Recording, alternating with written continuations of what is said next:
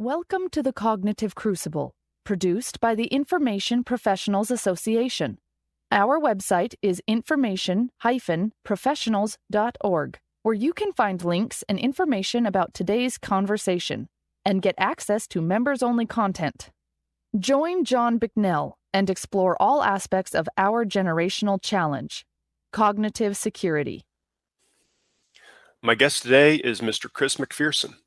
Chris has had a diverse career spanning academia, government, and the private sector, holding leadership, technical, and strategic roles focused on developing strategies, teams, capabilities, and products to understand and augment decision-making. For example, at the global macro hedge fund Bridgewater Associates, Chris applied data systems to enable transformational change. Prior to Bridgewater, he spent over a decade focusing on technology, defense, and national security issues for the U.S. government, with roles at the National Security Agency, the White House Situation Room, and the Office of the Secretary of Defense. He currently oversees government programs, marketing, and strategic initiatives at Shift.org, a San Francisco-based labor marketplace for veterans. He is also an adjunct faculty member at Princeton University's Keller Center for Innovation in Engineering Education, and he runs Shadestream Innovations, an innovation consulting business. Chris MacPherson, welcome to the Cognitive Crucible. Hi, John. It's great to be here. So you have a fascinating background, including time with the Department of Defense and other agencies with really interesting agendas on the world stage. How has your experience colored your understanding of cognitive security, and how does it relate to business and innovation? Yeah, so when I think about this, I can go back all the way to my first job out of college was as a computer scientist with the National Security Agency. And this was this moment of, part of the reason I joined was I came of age, I think like the same, I graduated from college probably about the same year the NSA had its website go up. And so up until then, there was basically one book by James Bamford about the National Security Agency, and there was literally nothing written about it before. And so it was this idea that I had in my mind, and it wasn't articulated well at the time, but this idea that this power of computing and this power of technology dispersal and communication, right, are going to change the way that people behave. And early at that time, I didn't really understand anything more than that, but I knew it could have implications on warfare, on the way the globe cooperates and organizes itself. And, early on, it was this idealism about trying to basically be part of an effort to remove nuclear weapons from the world. And it was this idea that you could have, that it would be less necessary as we developed technologies that could really change the impact of decision making. And I think that's been the core of my focus for most of my life. Like I never was able to articulate it as well, but it was this idea, even at the NSA in the early days, of that there were technology systems that the NSA had developed very well. And there was humans, which you had, from an intelligence standpoint, you had folks like the CIA and the DIA involved in that. But there seemed to be this gap around the dependency and the use of those technology systems to create different kinds of outcomes. And I think what we've seen over really the past 2 decades, right, in the 21st century, is this compounding and this explosion of how these technology labors, really spurn innovation and change the way we interact with one another. And so what's been great about that is a couple things, which is like we now have this digital environment that we can participate in that's created tremendous opportunity. But it also, that value becomes a space we need to defend. and also protect, and as well as grow. And so this idea of information operations and this idea of cognitive security is really about creating resilience around these domains that humans are trying to create value in, and create relationships. And value can be business, it can be technology, it can be relationships. It's the things that we believe are important in society to grow. And so I've been very grateful because the Defense Department, I think, was ahead of their time in both helping to develop this, if this is the systems at DARPA and how you can accelerate computing and data capture and data storage, to these ideas of how these different communication pathways really disperse information to people and how people use them. Right. So the beginning of your tenure there, that was what, early 2000-ish timeframe? Yes, it was. Yeah. It was. Yeah. So businesses frequently, maybe not always, but frequently tend to lead government innovation. So, how have businesses been using information to their advantage, perhaps in advance of government efforts to leverage this information revolution? Yeah, the thing that I've always the construct I have in my head is this idea that one thing the federal government has traditionally done is develop research as R&D. And it's this concept of funding both at the research level and at the capability development level, what is possible in technological innovation and in science. And I think you can look back to how fundamentally, when you think about the core ingredients of what the learning economy or the knowledge economy or the intelligence economy, the things that make Google and Facebook and Uber and Netflix able to do what they do is these ideas of these investments that the federal government and primarily the Defense Department made in compute power and data storage, in algorithmic development early in the 2000s and from the 1980s to the 2000s. And I know you've had Rand Waltzman on, and he was a pioneer in doing that for a lot of artificial intelligence capabilities, and image recognition, things like that. And so they're having those confluence of things basically unlocked some superpowers. And so what I mean by that is what you've been able to do now is take massive amounts of data and information and then compute it in a way that you can develop understanding in at a certain speed that would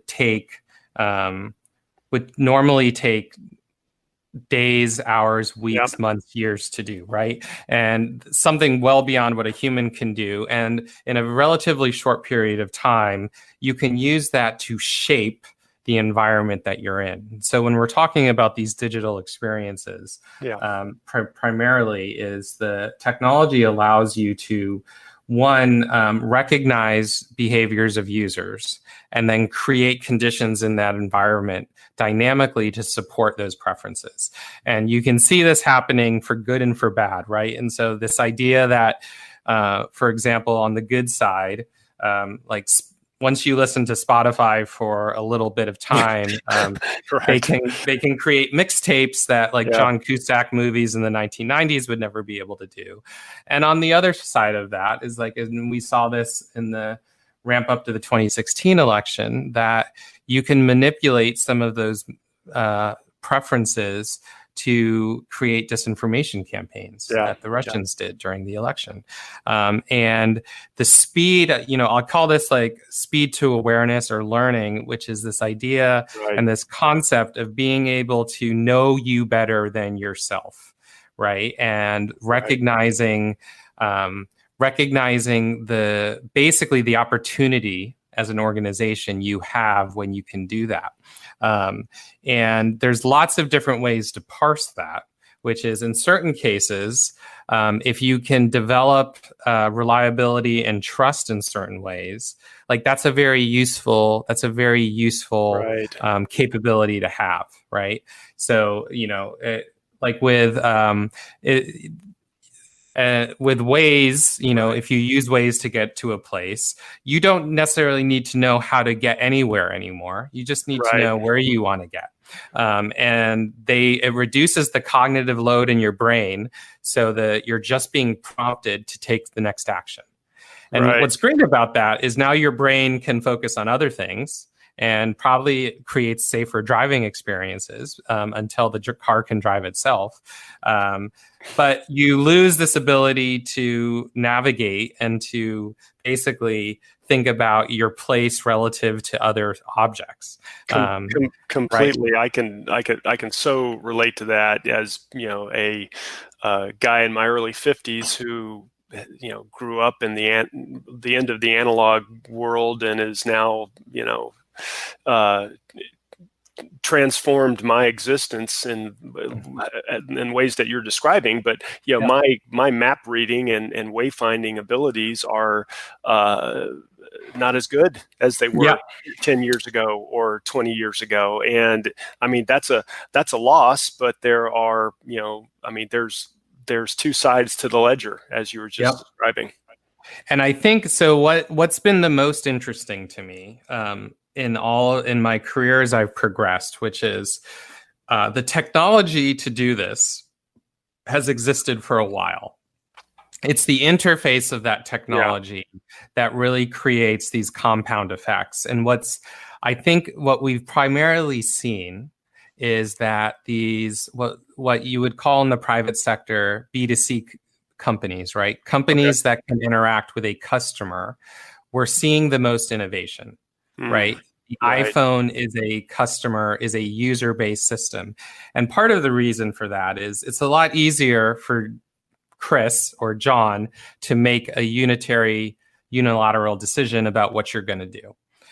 It's harder for organizations to do that because they tend to organize themselves around decision making.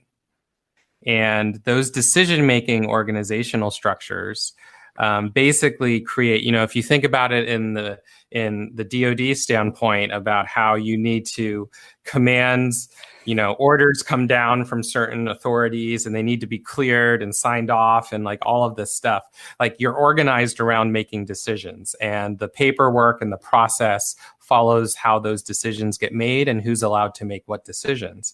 What's interesting about the innovations in the information environment is that you can create technology to facilitate and accelerate a lot of those decisions much faster. Right. I think one of the most interesting innovations in marketing, right? So marketing is kind of a comparative example of what information operations is. Absolutely. It's the legal corporate version of information operations. Yep. And what's interesting is you can think about all the different interfaces that marketing engages in, right? And so right now, one of the most interesting examples is how marketing works with companies who have stores versus companies who have websites. And if you look at those organizations, they almost always have completely different teams managing each one, even though they sell the same products, and you can buy shoes at Nike at a store, or you could buy shoes at Nike on a website. But what's interesting is the way that transaction and that happens and the way you market is handled separately. What's interesting now is we've gotten to a point where you can, and so a couple things. So let me take a step back. What's interesting is when someone is in a website, you know so much about them, right? You know where they're coming from. You know if they've been to the website before. You have cookies. You're able to know, in many cases, you know what their past purchase activity is. Right. You have an idea. Social media tracking pixels. Right. You may know the kinds of interests that they have as a customer. If you're Amazon, you actually probably have an idea of how much money they're willing to spend at your company before they even show up. And that's incredibly powerful. And so what you can do is actually completely, if we think of a website as a store, you can change the way the store looks to facilitate certain kinds of actions. Yeah, absolutely. Or, based upon inferences as to who you likely are, present a completely different wrapper that would be enticing to your particular micro demographic. Yep. And what's interesting is stores don't do that. Stores and if you've been to stores, you think about the fact that the store doesn't change for months. They'll have the Christmas version and then they'll change it for summer. Clothing retails will do this, and it's a function of supply chains, but it doesn't have to be. What's interesting is when people go to a store at lunchtime, just like if you go to a website at lunchtime versus the evening, you're probably going there for different reasons. And the websites can recognize that and adapt to those environments, but our stores can't, even though we have technology that would allow us to do it. Part of the reason is we haven't organized the companies that run those things to basically think of their stores as websites. And websites is just an example because we can do so. It's so much more flexible about how you can shape an environment to facilitate decisions. I think for me, the thing that's been most interesting is in the digital world, in the Ubers and in the Netflixes, is they can create these ecosystems. There's a couple of things that happen. One is they can experiment rapidly, right? So if you have Netflix and you have 80 million users, 120 million users, you can be running simulation experiments on 400,000 people, like constantly. You can be running multiple, maybe thousands of them a month. The actual learning you get from having real populations engage with different kinds of experiences and content gives you tremendous opportunity to grow and develop your messaging. And speed. Whereas like the speed. A brick and mortar location, unfurls some kind of a campaign which requires, paper or stands of in-cap marketing items and things like this that require time, effort, and resources to deploy, and then even more time to figure out what is and isn't effective compared to what you were just describing in the digital world. Yep. And all of that has implications around outcomes and the ways you measure this success, right? And so, we in the DoD community with IO and PsyOps and some of those things, we would use surveys as a moment in time measurement for how you can understand changing belief systems or perceptions around certain things. Netflix, for example, by and large has left that behind, as well as Airbnb. The comparative example in the private sector is this concept called an NPS score, right? And so would you recommend this to someone else? Mm-hmm. And what they've learned is that is a moment in time measurement, and humans are not moment in time people, right? So when we think about your trip to Colonial Williamsburg, you don't answer the question, well, at 6 p.m. on Friday night, I was having a great time, but then at 9 a.m. Saturday morning, I was having you mush that all together into one component. And so in order for a lot of messaging and, cognitive environment technology systems to work well, you have to have a constant feedback loop. And I think the most interesting thing that I've seen in a lot of I would call them next, like state-of-the-art companies right now. And so when you think about these companies in terms of, the Googles, the Uber, the Netflix, the American Express, these companies in the world, they have created these instrumented environments to basically be with you all of the time to understand what is going on in your pattern of life. And then they have very intentional ways of intervening. Think of Waze as, this example of like Waze would be useless if it told you were in a traffic jam when you were in a traffic jam. It's basically like anticipating that the traffic jam is coming and then getting you off the highway at the right moment. And then you're just like, but then you don't even know that the traffic jam existed. You just know that you're getting to where you need to go. And so you don't get the credit for avoiding the traffic jam. You just get credit for doing what you're supposed to do and what the belief system is. And in a lot of these companies, what you end up seeing is this idea of knowing exactly what kinds of messages, what kinds of outcomes you are striving for towards as an organization with your users, right? And so users could be customers, it could be populations, and then creating these moments, anticipating when the most important moment is happening, and then intervening at a very strategic kind of, touch point to nudge a behavior in a certain way or not. Right. And I think a lot of what I remember, that there's a difference between interests and values.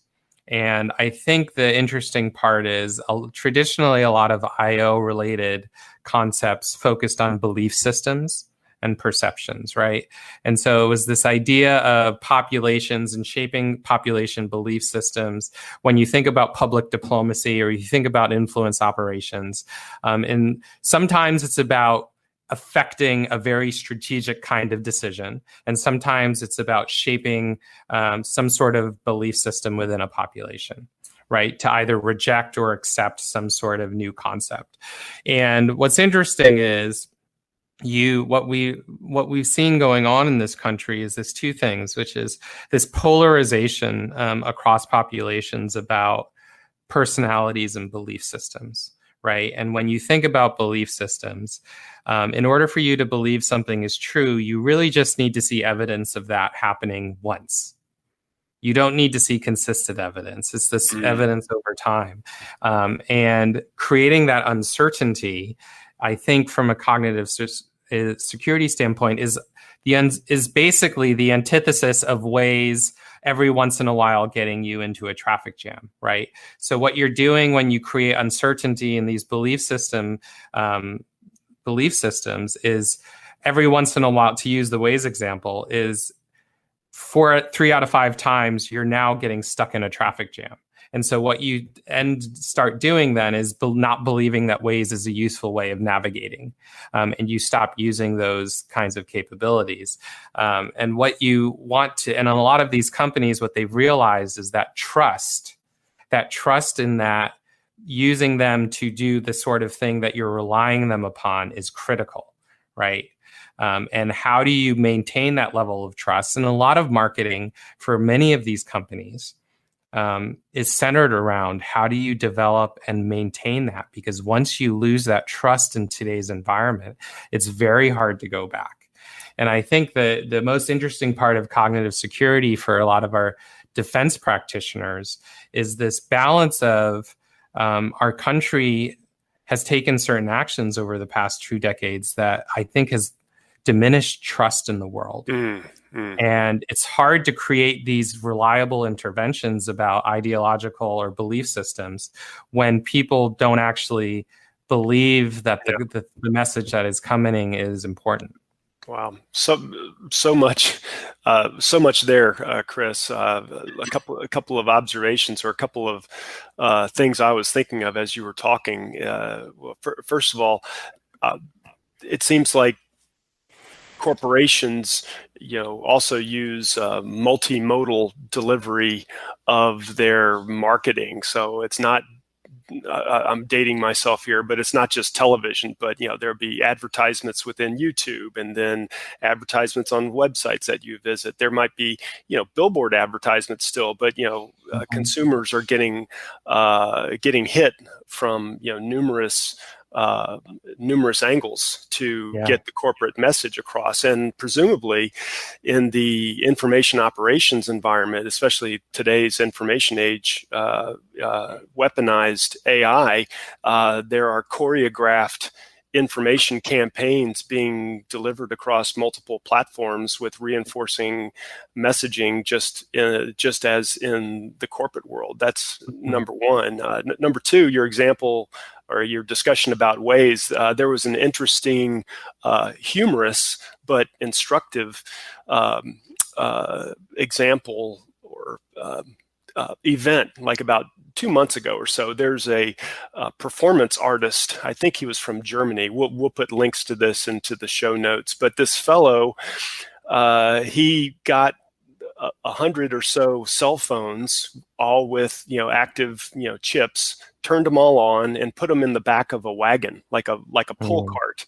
And he wandered around the streets of his hometown and across bridges and whatnot. And those cell phones to the various map apps appeared to be a traffic jam, because here's a whole bunch of users, quote unquote users, that are slowly creeping along these city streets. Well, it must be a traffic jam, right? And sure enough, I think it was the Google Maps, it showed up as a traffic jam. And so this kind of gets to a little bit of that trust that you were talking about. But it's also, how can clever adversaries or information operators inject information into machines, into the APIs, the uptake of machines, in order to damage real-time decision making. And then also you're talking about patterns of life, and patterns of life analysis, it would seem to me, would also be able to include anomaly detection. Like, this is what typically happens. And so Waze has a vested interest to be able to say, wait a minute, we never see a traffic jam on that bridge at this time. Something seems wacky here. And so eventually they would be able to sift out that person's attempt to sabotage the system. So anyway, all of this, I guess, leads me to,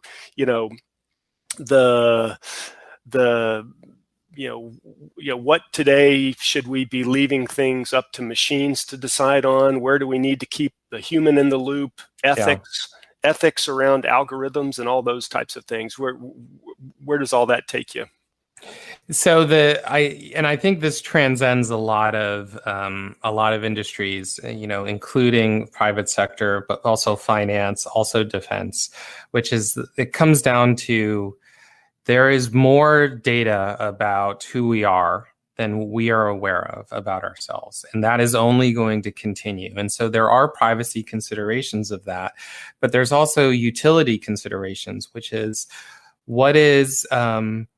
how do we be good arbiters of using that understanding to shape different kinds of environments and to shape people's perceptions, and knowing that, to go on, it's very easy to overwhelm people with information, right? To the fact that you get paralyzed, and it's very hard in those cases because there's so many tweets and there's so many opinions, and it's hard to actually figure out if people are sharing facts versus opinions, and how do you think about sourcing.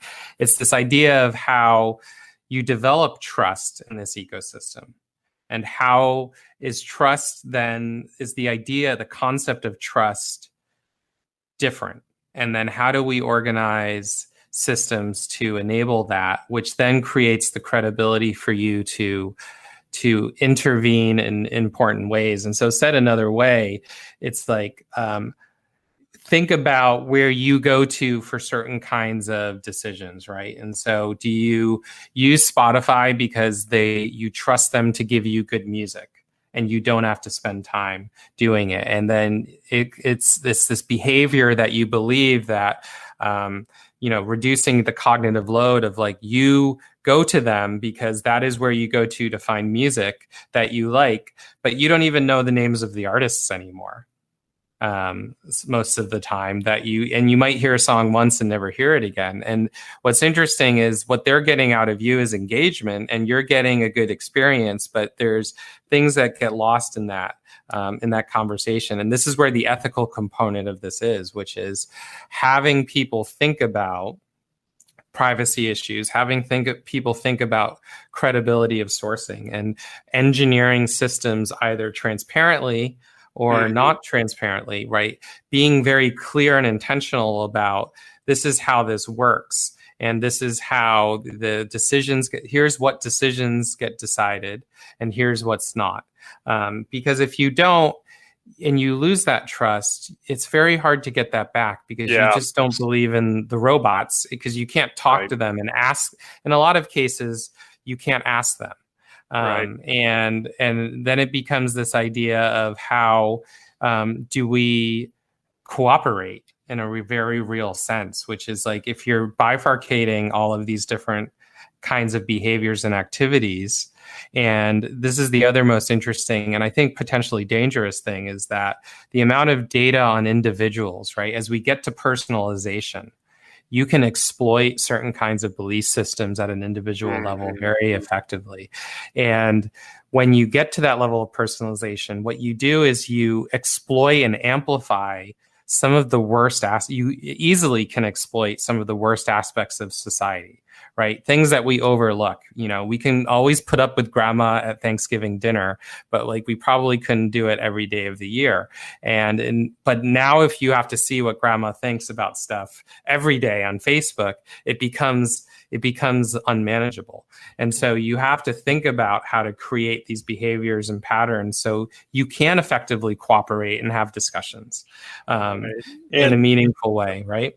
Right. And it seems to me that, even at the individual level, it's important for me personally, or my family, or for you personally, perhaps to be attuned to these types of potential, risks of being a citizen in the 21st century. But that's insufficient in that these influence operations are, have such a large surface area of society that they only need to affect a percentage of the people in order to, start shifting things in undesirable directions. So it's like a probabilistic weapon or a surface area weapon. Like it's like a shotgun rather than bullets. Yeah, it's and it's very interesting because I know, one of the other terms that's like fallen on the wayside that was very popular in the defense community around a decade ago was this concept of strategic communication. And it was this idea that actions need to align to words, right? And it goes back to like a lot of the situation we're in right now, which is in order for you to have these trust in these organizations, right? Governance, your commercial partners, like who you buy shoes from, like everything, right? We need to have a belief that we can rely on them for certain things.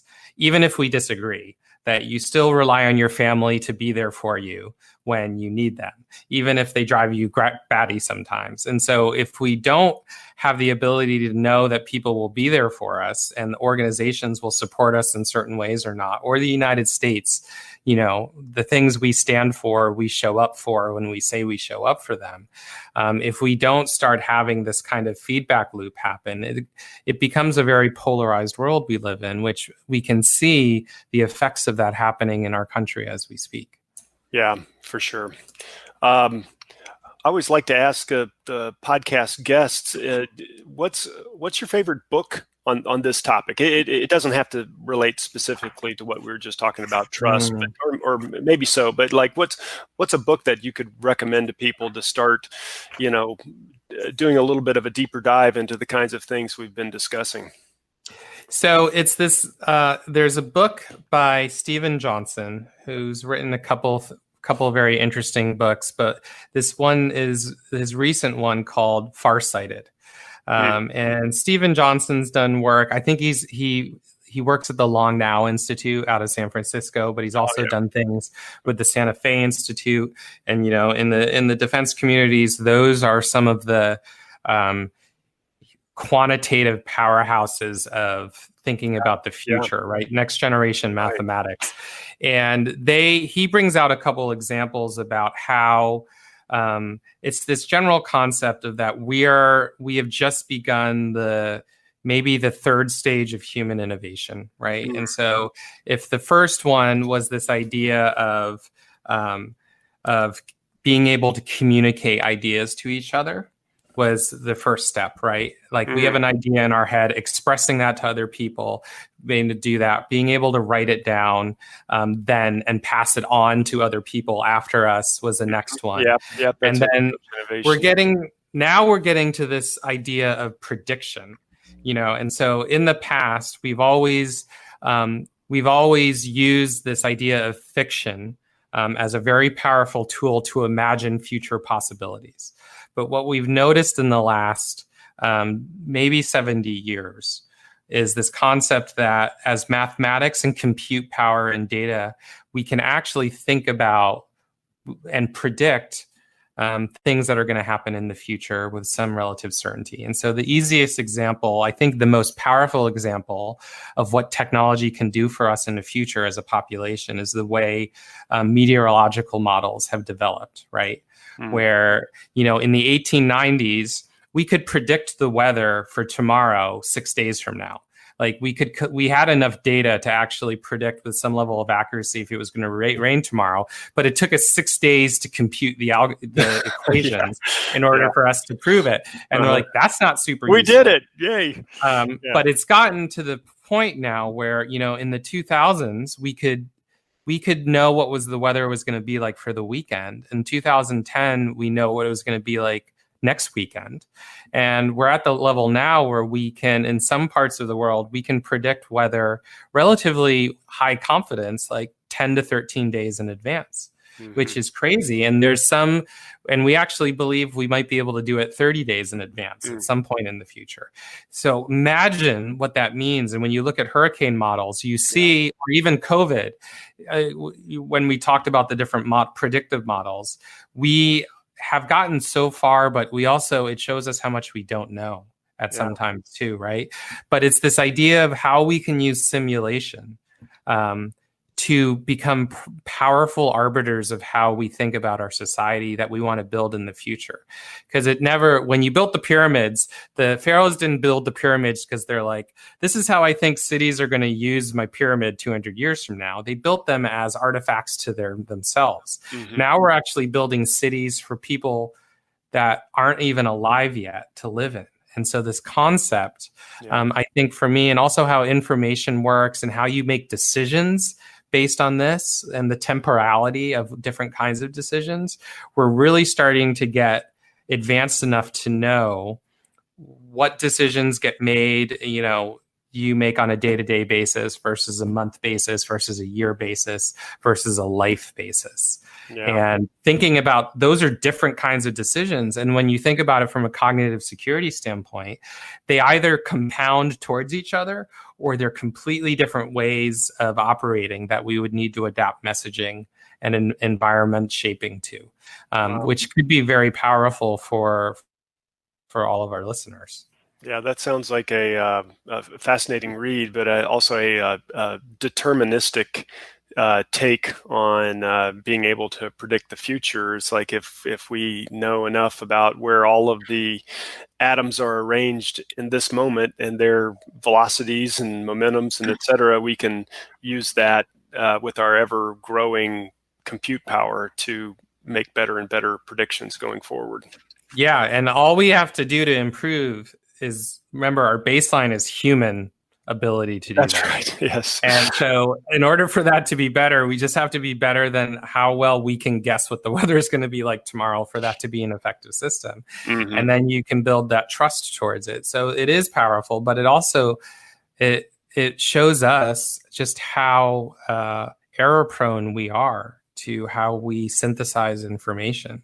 And then that's where the ethical algorithms come bound in, because we know cognitive bias exists.